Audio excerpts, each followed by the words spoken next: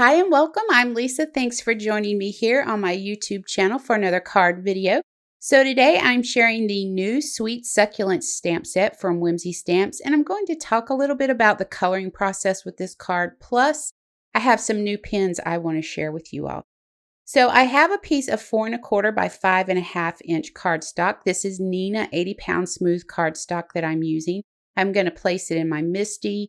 And then I'm going to use the L square from the Creative Corner set and stamp this little shelf from the stamp set straight across the card panel. I'm going to use Gina K Barely There Amalgam ink for this because I'm going to do a no line coloring, I guess you would say it's no line coloring technique. Now, once I have this stamped, I'm going to slide it across the cardstock panel, making sure I'm keeping it straight and lined up, and then I'm going to finish stamping it off. Now you're going to want to be mindful of where you're applying your ink at this point. You don't want to stamp that corner on the left side, so make sure not to place any ink on your stamp in that area. I just lay down a piece of purple tape on the top of my MISTI to act as a reminder of, hey, don't put any ink here. Because I'll get going and I'll just forget about it. So once I have this done, I'm going to go ahead and stamp the Sweet Succulents next. Now, I also want to mention that this card is a lot of repeating things over and over. So I'm only going to show you one step of each thing I do. I just don't feel, I feel like if I show you how to color one pot, you're going to know how to color the rest of the pots because I do them all the same. So I'm going to go ahead and stamp these across that shelf, and this is what I do to create this whole panel. I stamp the shelf and then I stamp the 3 pots across it. So this little bottom line here, the shelf on the bottom, it was a little bit cattywampus. But no big deal because we're doing no line coloring. I can come in and straighten that up. So I'm going to use my T ruler for that. And I'm just coming in with my W1 Copic marker. And I'm going to use the chisel nib and just go straight across the bottom of my paper here, following that L ruler and creating the front of my shelf by doing that. And it's going to straighten that up for me.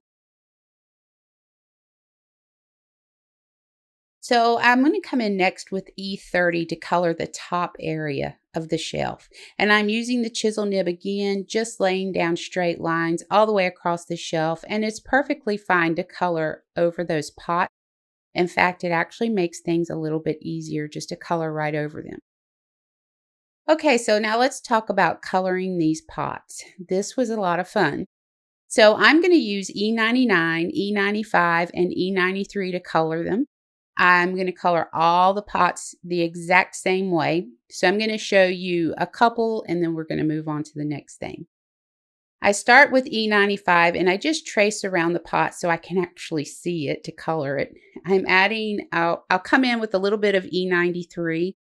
You're going to notice that I'm leaving a lot of white space there, and I try to leave white space when I'm coloring so that way when I come in for the final application of ink, I'll be able to just go over that white area and it'll leave me with the lightest space that I could possibly get. We all know the more ink we lay down, the darker things get, so I try to leave as much white space as I can. So I came in with my E99 and honestly, I was like, was that just a mistake I made? So I stopped because I was like, maybe I can salvage it if it was a mistake. But then I noticed when I was going over the E99 with the E95, something amazing was happening. The E95 was washing the E99 out just enough to give me the perfect look for a terracotta pot. I was like, really? Seriously, this is happening? This is awesome. So I went ahead and went with it. And then I decided to go ahead, come in with that E99, color the top of the pot in. And then I came in with my E93, colored up that white space. And then I came in with the E95 and I started washing out that E99. And I was pretty heavy with the washing that out with the E95. I love the look that it gave me. And you'll notice a lot of times as I'm laying ink down, I'm not necessarily coloring in, but I'm more dabbing color down. And it's going to give you a watercolor look when you do that. I'm going to give you a close-up look of the pots that are finished here in just a second, and you're going to see what I'm talking about with that watercolor look. So you can see here how it does kind of have a watercolor look to it. And I achieved that by dabbing ink and not coloring in the whole area. So I'm just going to go ahead and color these next two pots up and let you, it's sped up, but you'll still see that it's the same thing on all the pots. I used the same colors, did that same technique of washing out that E99 with the E95, and I love the way these turned out.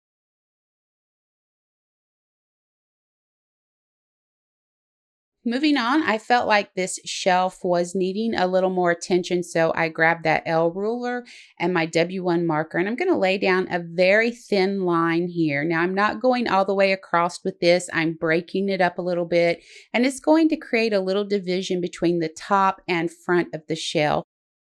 I'm also going to add shadow on the shelf to the right of each of the pots with that W1.